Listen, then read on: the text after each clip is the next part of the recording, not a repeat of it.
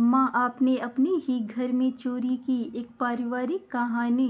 दोस्तों, ऐसी ही वीडियो देखने के लिए मेरे यूट्यूब चैनल को ज़रूर सब्सक्राइब कर लें।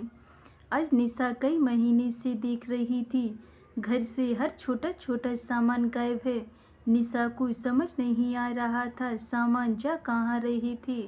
आज तो हद हो गई थी। कुछ नई चादरें थी जो निशा कुछ दिन पहले खरीद कर लाई तो अलमारी में नहीं थी। अब निशा का पारा चढ़ गया कि आखिर ये हो क्या रहा है। तब निशा सास के पास गई। अम्मा, यहाँ अलमारी में कुछ नई चादरें रखी थी, वो नहीं है, और स्टोर रूम में राशन की सामान भी कम लग रहा है। इन्होंने अभी कुछ दिन पहले ही गृहस्थी का सारा सामान लाकर रखा है। इतनी जल्दी तो सामान खत्म हो नहीं हो सकता। निशा ने हिचकिचाते हुए अपनी सासू माँ कावेरी जी से कहा, क्योंकि निशा को पता था कि उसकी इतना कहते ही वो अपने आप को सही साबित करने के लिए चीखने चिल्लाने लगेगी। लेकिन अपने पति की मेहनत की कमाई ऐसी उड़ती देख उससे रहा नहीं गया और वो आज बोल ही दी।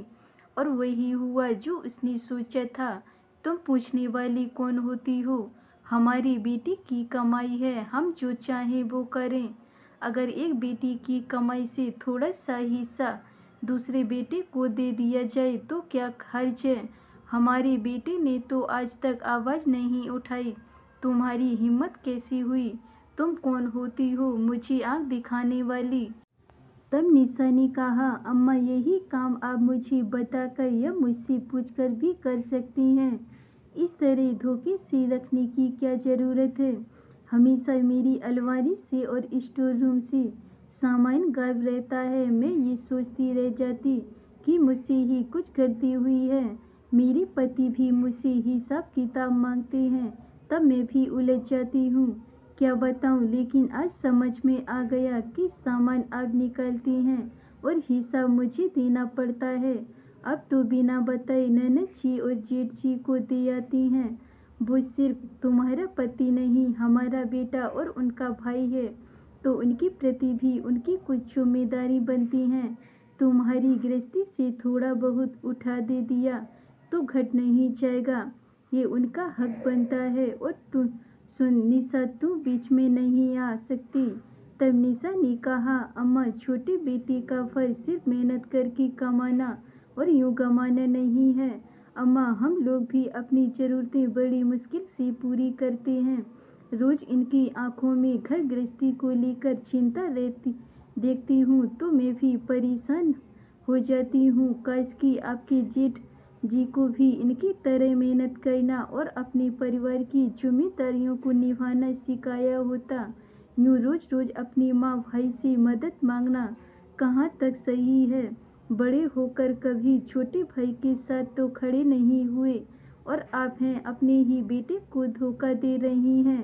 और ननद जी को अपने घर में संतुष्ट रहना सिखाया होता, आज वो आपको ऐसा नहीं करना पड़ता। वो अपने भाई की हालत नहीं जानती, जो अपनी ज़रूरतों का रोना आपसे रोती रहती हैं। और आप अपनी बेटी की हालत जानते हुए भी उनके ऊपर और बोझ बढ़ाती रहती हैं। वो लोग जानते हैं कि आपके सामने अपना रोना रोएंगे और आप मेरी गृहस्थी से सामान उठाकर उन्हें पकड़ा देंगी, जबकि मैं भी सबको देखती हूँ। वो लोग सिर्फ आपको दिखाने के लिए गरीब लाचार बने रहते हैं। किसी की मौज मस्ती, पहनने ओढ़ने और खाने पीने में कोई कमी नहीं है। हर दिन लोग होटलबाजी करते हैं, सैर सपाटे करते हैं, सबके पास मुझसे अच्छे कपड़े लगते हैं और रोज लोग निकल जाते हैं कहीं ना कहीं, लेकिन आपकी नज़रों में सब बेचारे बने रहते हैं। आपकी आंखें बंद होंगी लेकिन मेरी आंखें खुली हैं। अब मैं किसी को भी अपने पति की गाढ़ी मेहनत की कमाई में हिस्सा नहीं दे सकती। हम लोग सिर्फ अपनी जिम्मेदारी उठा सकते हैं, पूरी परिवार की नहीं। और आगे से मैं अपनी घर गृहस्थी में ताला लगा कर रखूंगी, क्योंकि आपने मेरा विश्वास तोड़ा है। आज निशा ने दो टूक शब्दों में अपनी सासू माँ को अपना फैसला सुना दिया। कावेरी जी चुपचाप खड़ी थी, उनसे कुछ बोलती नहीं बना, क्योंकि इतने दिनों तक उन्होंने अपने छोटे बेटे बहू की चुप्पी और अच्छाई का भरपूर फायदा उठाया था। कभी अपनी छोटी बेटी के बारे में नहीं सोचा, लेकिन आज निशा ने सास को आईना दिखाया कि जो वो कर रही है वो गलत है। ऐसा किसी के भरोसे को न तोड़ें। अगर आपको किसी को कुछ देना भी है तो सबके सामने दो, चोरी से नहीं। धन्यवाद दोस्तों। अगर ये मेरी कहानी आपको पसंद आई हो तो वीडियो को लाइक, कमेंट, शेयर ज़रूर करें और चैनल को सब्सक्राइब करें।